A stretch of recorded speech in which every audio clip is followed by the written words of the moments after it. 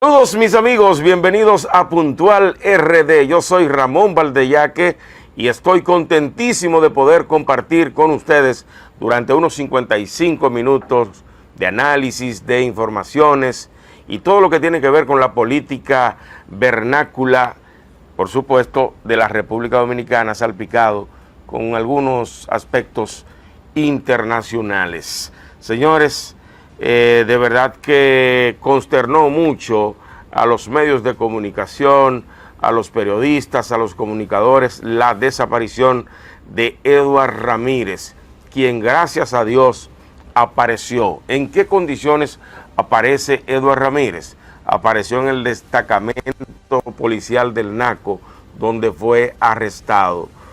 Quisiéramos que la Policía Nacional le explique a esta sociedad dominicana por qué Edward estaba arrestado, porque hasta el momento no sabemos por qué este joven fue arrestado durante esta semana y la policía no le dijo nada a los dominicanos que estábamos preocupados por su desaparición.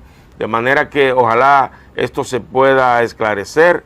La policía tiene un buen vocero y un hombre solidario con la prensa, hay que reconocerlo, pero en este caso hay que darle cuentas a la familia y también rendirle cuentas al medio donde él trabaja y a toda la sociedad dominicana por la desaparición de Edward, porque lamentablemente se está desapareciendo mucha gente en nuestro país. Algunos aparecen sin vida, gracias a Dios otros han aparecido con vida, como el caso del joven que desapareció en la zona del ensanche Osama, que la familia había dicho que tenía dificultades de salud. Vamos a ver qué sucedió en este caso de Edward en lo adelante cuando la policía ofrezca las declaraciones. Señores, no se muevan porque al regreso ustedes verán lo que le pasó al expresidente de Colombia, Álvaro Uribe.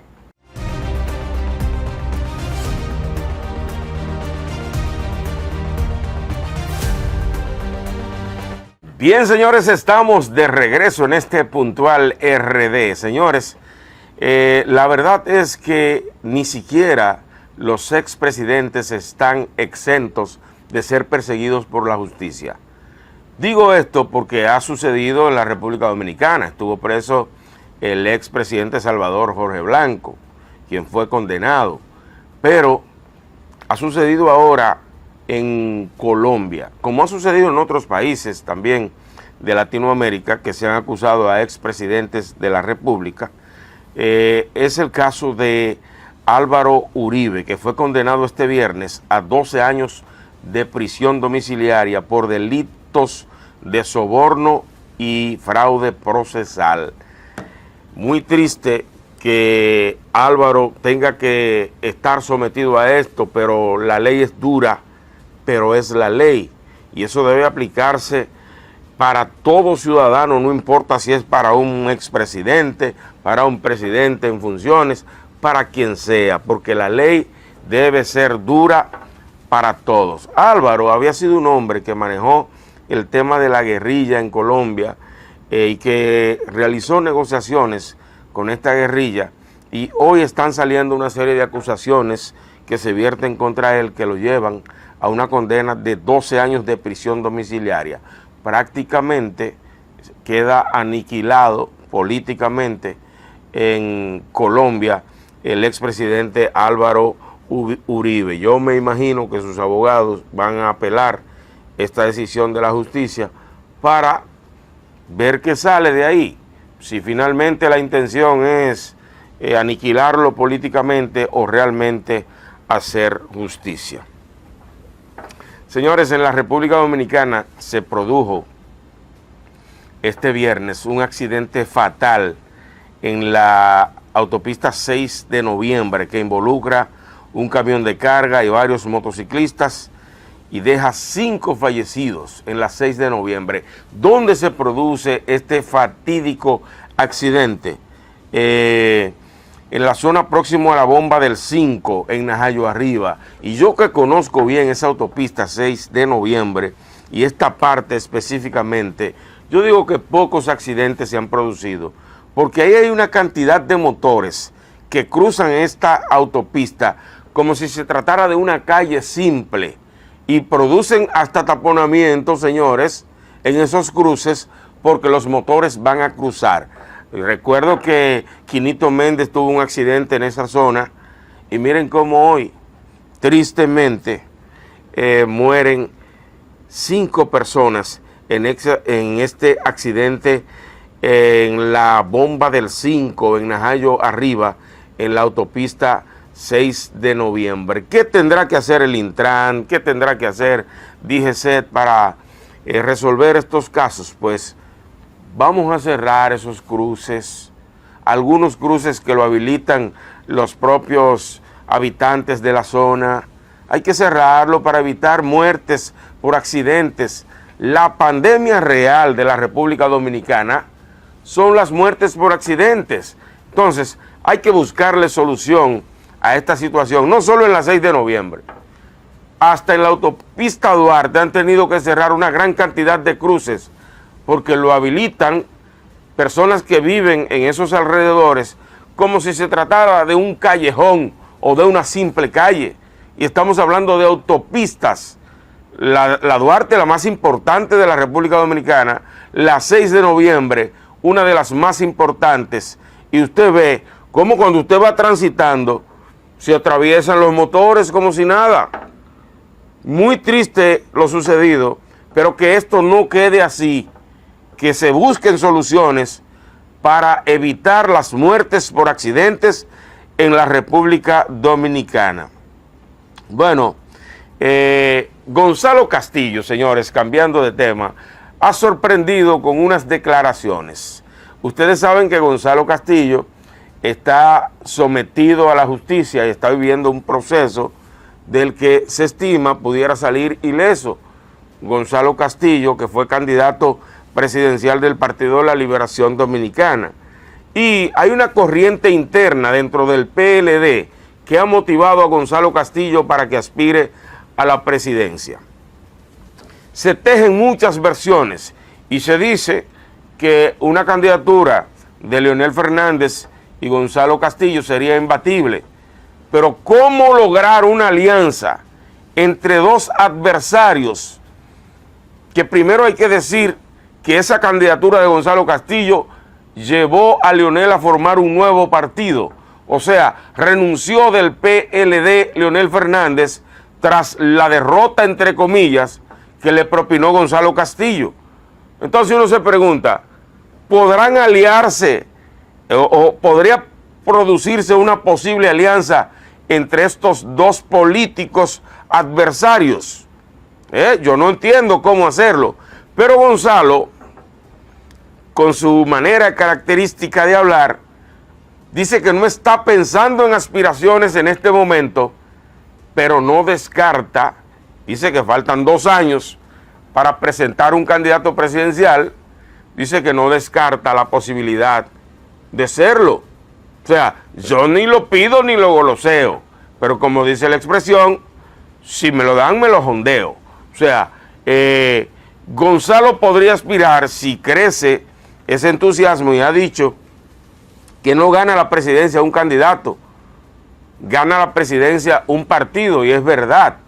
O sea, ¿quién será el mejor candidato del PLD?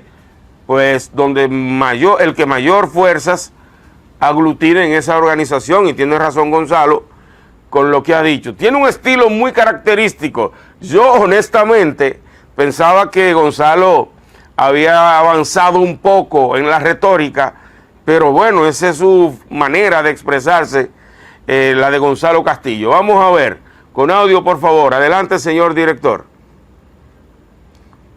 Vamos a ver el video de Gonzalo Castillo y sus expresiones. El que marque más, el que sea más esté más alto en la aceptación popular, el partido se unirá en torno a él y lo apoyarán.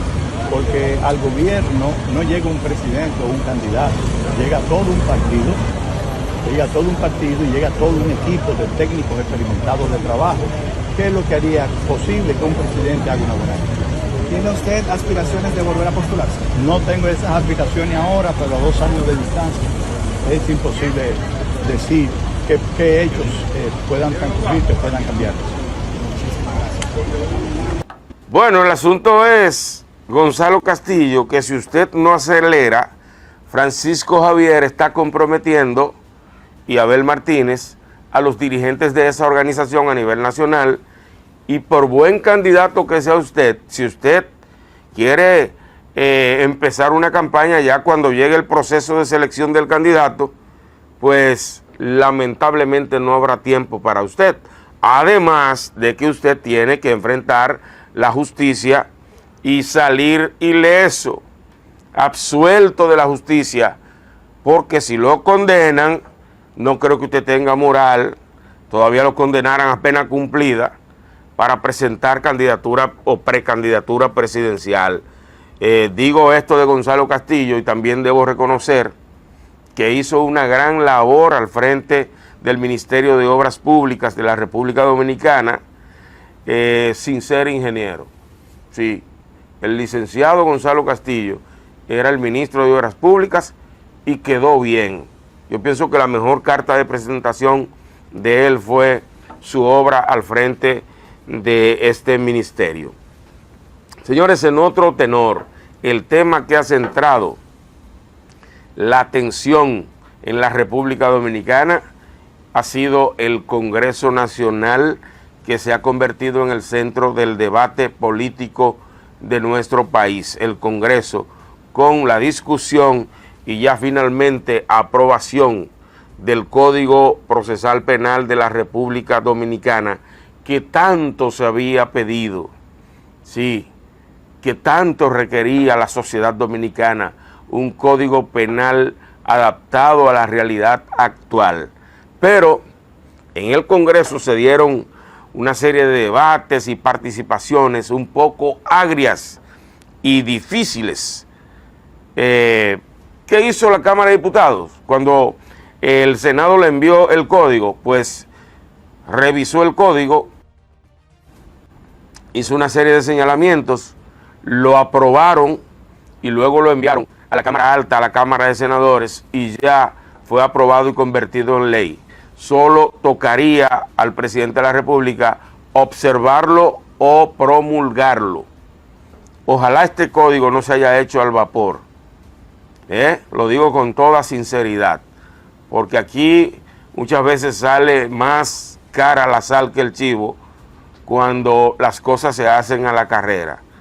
Ojalá este sea el código que nos merecemos en la República Dominicana, no probablemente el código ideal, pero sí el que el país se merece, un código moderno, un código adaptado a la realidad actual. ¿Qué pasó en el Senado de la República? Señores, se evidencia una animadversión, no sé si del senador Antonio Taveras a Ricardo de los Santos, que es el presidente del Senado, o de Ricardo de los Santos a Antonio Taveras, pero se nota que se caldean los ánimos entre ellos dos cuando participa Antonio Taveras, que de hecho hay que señalar que no votó por el código, que dice que no lo conoce, que no lo pudo leer. Antonio, y voy a decir con claridad por qué ese disgusto de Antonio Taveras, el senador de la provincia de Santo Domingo, con el presidente del Senado, Ricardo de los Santos. Antonio no es un político de tradición. Sin embargo, Antonio alcanza la senaduría de la provincia de Santo Domingo con el apoyo del Partido Revolucionario Moderno y repite en la posición. Pero él ha pretendido, Antonio, ser el presidente del Senado y no lo ha logrado. O sea, lograrse granjear el apoyo, ganar el apoyo de los senadores, no lo ha logrado Antonio Taveras. Ricardo de los Santos, que no es un intelectual, que no es un hombre letrado, que es un hombre del pueblo, que era camionero, ha demostrado que es un hombre ecuánime en la función como presidente del Senado y que es un hombre de respeto. Entonces parece que hay celos de Antonio Taveras porque esperaba ser seleccionado en esta ocasión por el Partido Revolucionario Moderno como quien vaya a dirigir los destinos de la Cámara Alta, de la Cámara de Senadores, y está incómodo con Ricardo de los Santos porque se mantendrá durante el próximo año durante este próximo año como presidente del Senado, que inicia ahora en agosto, el 16 de agosto. Entonces Antonio está muy dolido con el PRM.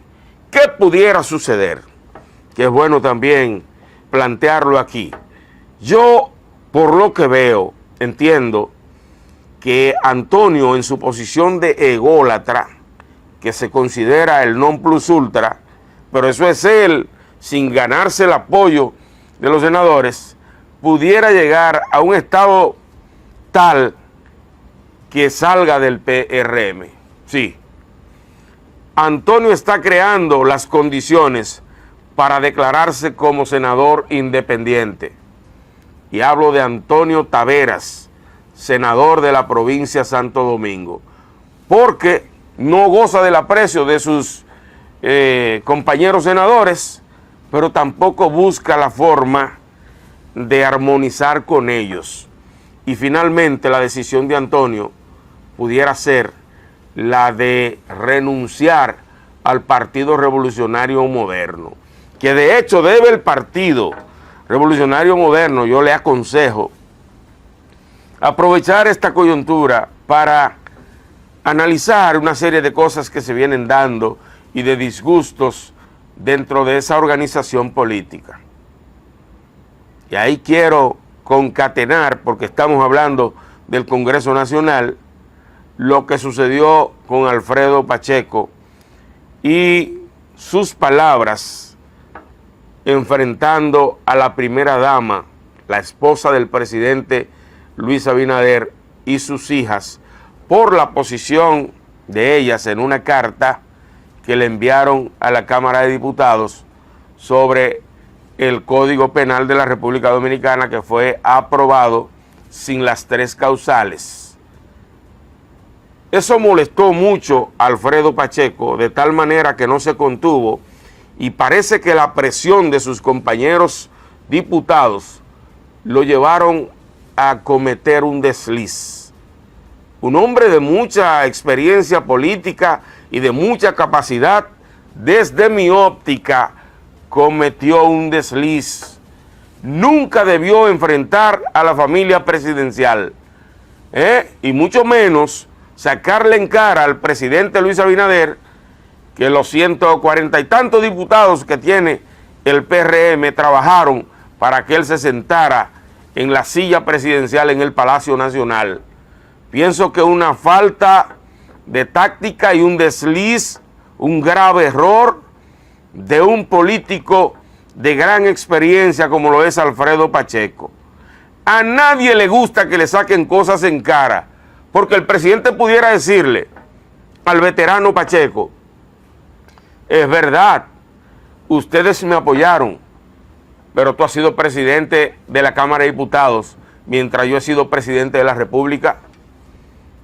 Y si yo quiero, hubiera puesto a otra persona y sigo contigo ahí. De manera que faltó tacto político por parte de Alfredo Pacheco cuando se pronunció de esta forma.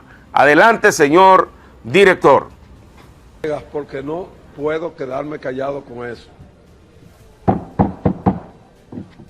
¿Cuánta coincidencia entre Castillo y yo?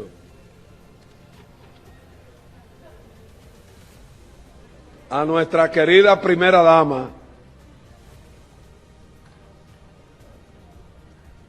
y a las hijas del señor presidente de la República. Perdón a los del PLD, a los de la Fuerza y a los otros partidos, porque voy a hacer aquí un aparte partidario. Que estos 144 soldados de esta democracia, yo quiero decirle a ellos, nos fajamos muy duro para que ese hombre que está ahí sentado en el Palacio Nacional, para orgullo del pueblo dominicano, esté ahí sentado. Esos diputados que están ahí sentados del PRM, nos fajamos duro y fuerte para lograr eso. Y por lo tanto, merecíamos que nos lo dijeran de otra manera. A mí no me gustó como me lo dijeron, y a los diputados tampoco. Bueno, la verdad es que yo no sé cómo pifió Alfredo Pacheco, un hombre con tanta sabiduría política. Parece que se dejó llevar de sus compañeros diputados para presionar un poco a la familia presidencial, y yo lo veo como un error táctico, estratégico de parte de Alfredo Pacheco, que hay que reconocer que el presidente de la República lo ha distinguido, lo ha mantenido como presidente de la Cámara de Diputados, pero también su esposa es funcionaria del gobierno. Y Pacheco tiene también dirigentes en posiciones. Yo sé que hay un disgusto por parte de sectores del PRM con el presidente Luis Abinader, pero caramba, también hay funcionarios y hay dirigentes que lo quieren todo, y que no piensan en la base de ese partido político. Entonces, si el PRM no se revisa, no revisa sus acciones, no cuida su gobierno, va a tener problemas. Y ojalá no se le haga tarde al Partido Revolucionario Moderno. Este tipo de acciones hablan del disgusto y el descontento que hay a lo interno. Pero yo también quiero preguntarle a esos dirigentes del PRM que no están apoyando la gestión de Luis Abinader y que hoy están ocupando posiciones en equipos políticos buscando la presidencia de la República para el año 2028. Yo quiero decirle lo siguiente: ustedes están cambiando 3 años que faltan de gobierno por 4 posibles años que vienen en lo adelante. Y cuando digo posible, porque no necesariamente el PRM se va a quedar en el poder, pudiera perder también, porque si el PRM no se organiza, no valora a sus dirigentes, el pueblo lo puede sacar, porque además son 8 años de gobierno. Entonces, ¿qué es lo que debe hacer ese partido? Caramba, luchen por sus bases, luchen por su gente, pero tampoco le den a entender a la población que hay un disgusto interno entre ustedes. Así no se puede. No repitan la historia del viejo PRD, que solo gobernaba por 4 años. En este caso ya van 8. Si se organizan pueden durar 4 más. Sí, pero si se organizan, si se sientan, si analizan, si reflexionan. Esa es la realidad. Solo quiero darle este consejo al partido de gobierno, que fue un partido que llegó al poder con todo el apoyo del pueblo dominicano, y que el pueblo mantiene sus esperanzas cifradas en el presidente Luis Abinader. Pero ustedes, que con esto no estoy diciendo que deben sentarse, no, deben activar políticamente. Ahora, hacerlo de manera elegante, sobre todo aquellos que tienen posiciones en el gobierno, porque si se quedan sentados le comen los caramelos Leonel Fernández y Danilo Medina. Esa es la verdad. Fuerza del Pueblo y PLD. Pero en el Congreso, señores, también se produjeron algunas participaciones muy pintorescas. Sí, yo las llamo así porque la diputada Ana Rodríguez, siendo terapeuta sexual, psicóloga y siendo pastora evangélica, se ha destapado con unas declaraciones en su participación en el Congreso durante la aprobación del Código Penal que llaman mucho la atención, sobre todo viniendo de una mujer, y sobre todo su condición de profesional, de psicóloga. No sé si es que hay verdades que no se dicen, si hay que guardar la forma, o si ese es el criterio que tiene una profesional de la salud mental de lo que es una mujer como una especie de instrumento sexual y no como un ser humano que debe ser respetado en sus decisiones personales? Vamos a escuchar. Punto número 2, que yo no he visto que la gente lo ha tocado. Yo soy psicóloga y terapeuta familiar. Cuando la gente se casa es para tener relaciones sexuales. Nadie se casa con una momia ni un robot. Eso hay que chequearlo, señores. ¿Y cómo va a ser que si yo estoy brava? Señores, denme el permiso. Yo estoy respetando a todo el mundo. Escuchen bien. Escuchen. Continúe, doctora. ¿Cómo va a ser, presidente, que si una mujer amaneció amargada con el marido y brava con el marido, o viceversa, y le da la gana de utilizar un electrónico y hacerse un pequeño daño por ahí abajo? Yo soy sexóloga, yo estudié eso. Y va y dice, mi marido me violó. A ese hombre le van a meter de 10 a 20 años. ¿Esa es su pareja? ¿Quién va a investigar eso? ¿Quién va a estar chequeando si la violó o no la violó? Miren, pudieran presentarse algunos casos donde mujeres quisieran hacerle daño a los hombres. Eso es verdad. Ahora, ella que dice que es no sexóloga, sino sexóloga, algo así. Me imagino que quiso decir sexóloga, y que es pastora evangélica. No sé si fue muy transparente en sus expresiones, muy defensora de los hombres, pero de verdad que llama mucho la atención la participación de esta pastora evangélica y diputada de la República en el Congreso Nacional, y plantea a la mujer como una especie de objeto sexual que no se puede negar a tener relaciones. Eso es un tema muy delicado, y que venga de una profesional de la conducta, sinceramente que me llama mucho la atención. Señores, no se muevan. Al regreso vamos a ver qué es lo que dice Francisco Javier, aspirante a la presidencia por el PLD.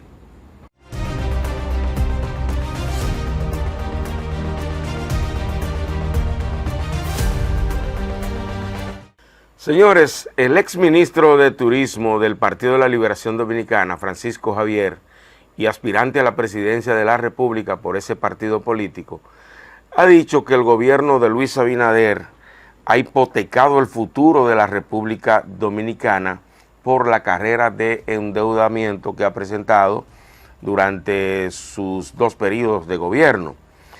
Dice Francisco Javier que 26.399 millones de dólares se han tomado en préstamos durante el gobierno de Luis Abinader. Y yo quiero, de alguna manera, refrescarle a la mente de los dominicanos y de ustedes que me están escuchando, que me están viendo a través de TV Canal Sur y que me están viendo a través de YouTube. Yo quiero refrescarle un poco la memoria. Sí, porque dicen por ahí que los ingratos no tienen memoria, y muchas veces los políticos quieren jugar a que la gente pierda la memoria, que no recuerde. Entonces, yo quiero plantear que para el año 96 el Partido Reformista Social Cristiano le entregó al Partido de la Liberación Dominicana el gobierno, y con una deuda aproximada de 4.200 millones de dólares. Oigan esto, Balaguer era un hombre que odiaba coger prestado. Sí, era un hombre sumamente austero en el manejo de la economía, y llega el Partido de la Liberación Dominicana con Leonel Fernández, con una visión de desarrollo y de progreso de este país, que también hay que entender que era necesario y que hay que reconocerle a Leonel Fernández ese despegue del desarrollo de la República Dominicana, porque tenía una visión distinta. Leonel venía de los Estados Unidos de América, de estudiar allí, y entendía que la República Dominicana estaba anquilosada. ¿Qué pasó a partir del año de 1996? iniciaron los préstamos para adecentar las instituciones públicas, para construir obras importantes que necesitaba este país, porque dicho sea de paso, si hoy somos potencia económica del Caribe, es precisamente por la visión de desarrollo que empezó en el 96. Eso hay que reconocérselo. Pero, ¿qué pasó? Leonel Fernández tuvo que buscar préstamos internacionales para encaminar el país por la vía del desarrollo. Y hay que señalar que los gobiernos del PLD se tomaron prestados, la deuda ascendió a 37.500 millones, de 4.200 a 37.500 millones de pesos, como le entregó el PLD al gobierno actual, al gobierno de Luis Abinader. Cuando Luis Abinader asume el poder, para refrescar la memoria de ustedes que me están viendo, y que pueden hacer sus comentarios también en nuestro canal de YouTube, debo decir que el presidente Abinader recibe el poder en medio de una pandemia. A ustedes no se les olvida eso, porque hay políticos que quieren jugar con la memoria de la gente. El presidente Luis Abinader recibe en medio de una pandemia y este país se abastece de la vacuna contra el COVID-19 y nos convertimos en uno de los primeros países de Latinoamérica en salir de la pandemia COVID-19. Había que buscar dinero prestado de más para resolver esos temas que no se habían presentado durante 100 años. Y le tocó a Luis Abinader resolver ese tema, la educación de los pocos países de Latinoamérica que no perdieron el año escolar. La República Dominicana fue uno. Y hay que reconocerle al doctor Roberto Furcal, quien fungía como ministro de Educación en ese momento, que el año escolar no se perdió en la República Dominicana. Y hubo que hacer un excesivo gasto y un necesario gasto, porque así hay que calificarlo también, para implementar nuevas técnicas para que la docencia no se pierda. Y todo eso, entre otras obras que viene construyendo el presidente Luis Abinader, como teleféricos en Los Alcarrizos y en Santiago, la extensión del metro en Los Alcarrizos, la circunvalación de Asua, la circunvalación de Baní, hospitales, un traumatológico en Asua, escuelas, entre otras importantísimas obras. Y cuando digo importantísima, lo digo porque una cancha a una comunidad que no tenía cancha es una obra de mucha importancia social. Entonces, el presidente Luis Abinader, es verdad que ha cogido mucho dinero prestado. Ha llevado la deuda a 77.600 millones. Pero también es verdad que los niveles de transparencia que exhibe el gobierno de Luis Abinader están muy por encima de los gobiernos anteriores. Y que él está vigilante ante los temas de corrupción que se suscitan en su gobierno. A diferencia de gobiernos anteriores, donde usted no veía a ningún funcionario presentándose a la justicia por temas de corrupción, sino que el pueblo lo señalaba y quienes nos dirigían los tenían a su lado. Y la verdad hay que decirla, en este gobierno ese tipo de cosas no se da. Al que acusan de corrupción, el presidente se lo quita del lado, porque no apaña la corrupción. Que hay que detener la carrera de endeudamiento, pero también hay que ver cómo está creciendo la economía en el mundo.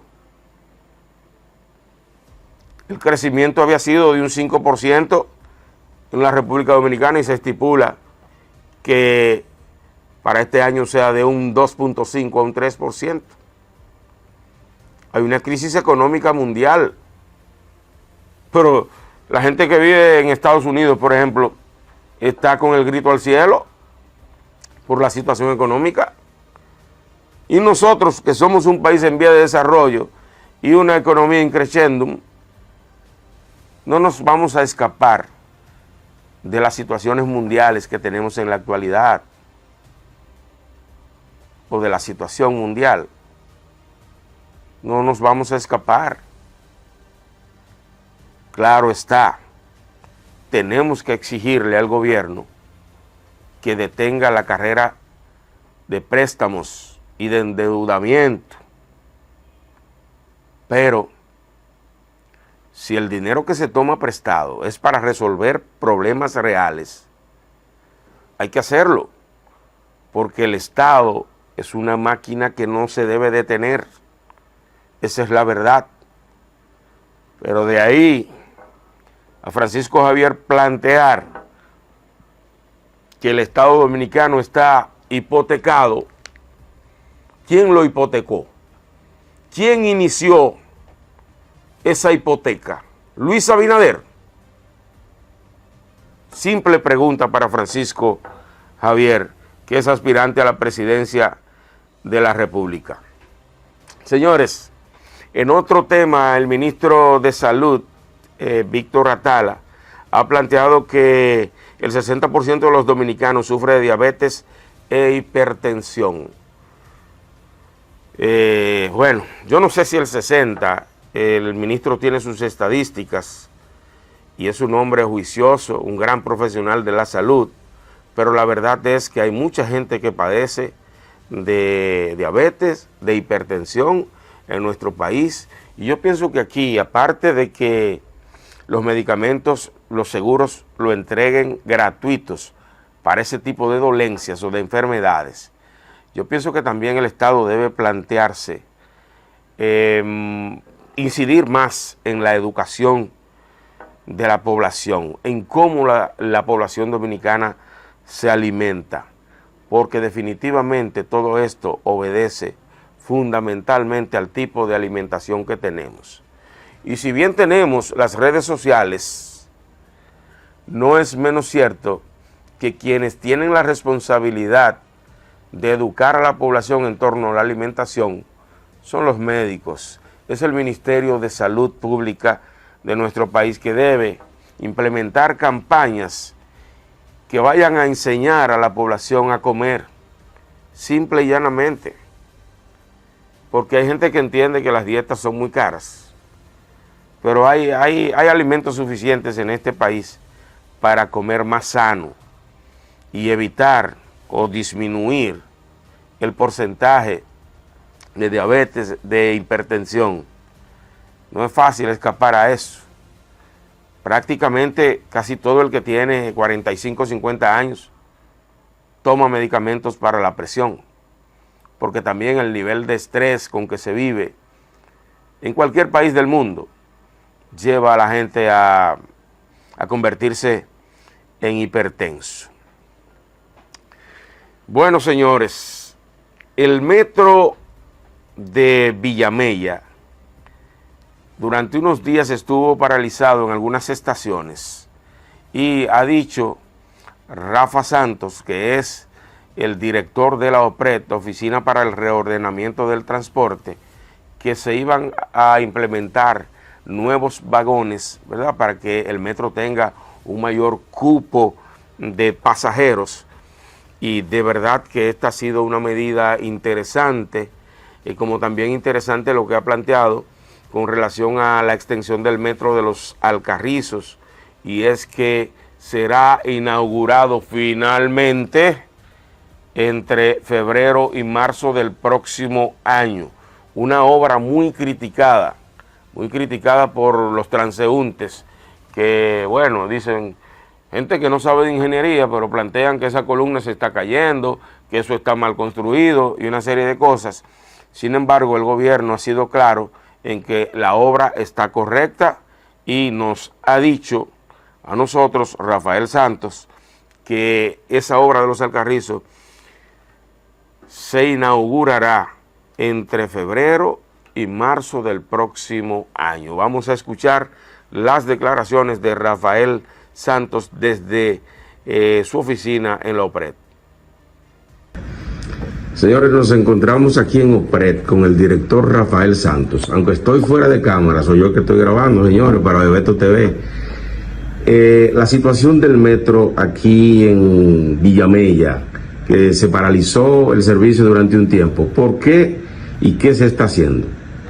Bueno, cogimos 5 días que paralizamos las estaciones elevadas solamente de Villamella, porque teníamos que hacer un trabajo de señalización. Los trabajos se concluyeron, todo salió bien, las pruebas han salido bien. Nosotros estamos fuera de servicio ya moviendo trenes de 6 vagones, y para el día 10, domingo 10 a las 4 de la tarde, ya el presidente nos anunció, que es una primicia para usted, sí, que va a asistir a dar el banderazo para poner en servicio los trenes de 6 vagones. 6 vagones más. No, cada tren en vez de 3 vagones va a tener 6 vagones. 6 vagones. O sea, ¿cuántos pasajeros pudieran transitar? En cada tren, al acoplarlo, se le va a duplicar la capacidad. Perfecto. No le vamos a meter todos los trenes acoplados, van a haber de 3 y van a haber de 6, para desahogar la fila. La cantidad de trenes que le vamos a meter es a la línea 1 nada más. Le vamos a meter la cantidad que demanda, que la demanda nos exija, y lógicamente la cantidad de trenes que tenemos disponibles. ¿Cómo impactaría eso en el tránsito, sobre todo en la Máximo Gómez? Bueno, es la voluntad de que la gente coja el metro para ir a sus lugares de trabajo, de destino, y entonces eso induciría que menos tráfico vehicular. Correcto, pero a la gente le preocupa mucho el tema de los alcarrizos. ¿Cuándo será inaugurado esta extensión del metro? Tenemos buena noticia en los alcarrizos, ya estamos haciendo pruebas dinámicas. Ya en lo que es la parte del túnel, ya en la línea 2, pues son dos líneas de ferroviaria. En la línea 2 ya hemos caminado en tren. Ajá, ¿usted se ha montado en tren en los alcarrizos? No, desde la estación María Monté hasta la salida del túnel. Correcto, entonces es más o menos 1 kilómetro. ¿Para cuándo se estima ya el público puede acceder esta semana vamos a hacer prueba desde la entrada del túnel hasta la próxima estación. Posiblemente lleguemos hasta la Monumental, y ahí vamos siguiendo haciendo pruebas hasta llegar al término ya de la estación de la entrada de los alcarrizos. Esas pruebas las estamos haciendo en hora de la madrugada, y realmente estaremos haciendo pruebas hasta llegar a tener eso en condiciones de poder invitar al presidente, que lo pensamos invitar para el mes de septiembre, ya hacer una prueba dinámica de esa línea. Seguiremos trabajando en la línea 1 de eso, y ahí vamos entregándole a la empresa de la señalización, que ellos requieren 4 o 5 meses para ellos poner toda la señalización, los tickets, la comunicación. O sea, pudiera ser a principio de año. En febrero. Ahí está la fecha, en febrero. Deben entregarnos en febrero. Y una vez nos entreguen y se hagan un acto protocolar, como es de lugar, pues nosotros estaremos dando servicio. Bueno. Posterior a ese acto protocolar, podemos anunciarles que a finales de febrero, a principios de marzo, ya la gente de los alcarrizos estarán conectándose con el resto de la capital a través del metro. Bueno, muchísimas gracias por permitirnos dar a conocer esta importante información, señores. Febrero. Bueno, gracias al director de la OPRED, Rafael Santos, por estas declaraciones tan importantes que de verdad nos llenan de mucha alegría, porque primero el metro de la zona de Villamella va a transportar más personas, se habilitaron más vagones y ya febrero o marzo, ojalá así sea, porque se han dado muchas fechas, pero yo creo que ya no hay tiempo para esperar más. Tendremos metro Los Alcarrizos, habemos metro febrero o marzo en Los Alcarrizos. Gracias a Rafael por esas declaraciones y por sus atenciones, a su asistente Laura, una gran persona también queremos saludar. Señores, la Fuerza del Pueblo se aboca a su primera prueba de fuego después de fundado ese partido. Celebra este domingo sus primeras elecciones internas y he visto algunos aspirantes a posiciones de los organismos de esa institución política llamada Fuerza del Pueblo, antiguo Partido de los Trabajadores Dominicanos. Le deseamos de todo corazón que todo salga bien en esa organización política. Nosotros creemos en la democracia y los partidos políticos están obligados a mantenerse y hacer procesos transparentes para que la sociedad siga creyendo en ellos, porque ellos son el instrumento que tiene la democracia para gobernar en la República Dominicana. No podemos inventar por ahora, que candidaturas independientes. Está bien, si la sociedad lo quiere, pues que se presenten. Pero los partidos son los que han dirigido. Que es verdad que hay un descalabro moral en las entrañas de los partidos políticos. Es verdad y no se puede negar, pero son los mismos seres humanos que querían como independientes. Son los mismos dominicanos. Cuidado con eso. Me siento feliz con esta información para cerrar ya en nuestro espacio del día de hoy. Los dominicanos consumen hasta un 40% de las tilapias producidas localmente. Óiganme esto, señores.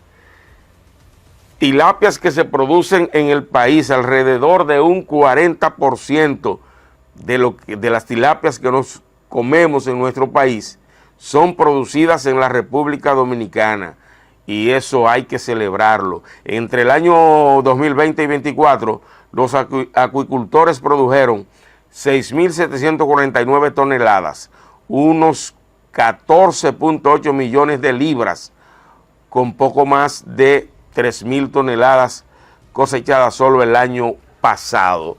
De manera, señores, que está creciendo la crianza de tilapia en la República Dominicana para comercializarse y pienso que eso debe llegar a los campos, a todos los municipios de nuestro país para que el dominicano pueda comer pescado barato, sobre todo.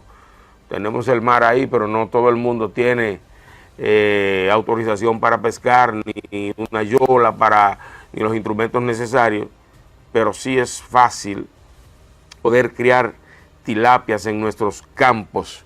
He visto una gran crianza de tilapia, por ejemplo, en el Llano, en Elías Piña, de manera que esto pudiera llegar a los distintos municipios del país. Señores, yo agradecido por la sintonía de cada uno de ustedes que cada sábado a las 10 de la noche nos siguen por este puntual RD a través del canal más nítido que tiene la República Dominicana, TV Canal Sur, canal 84 en todas las compañías de cable del país.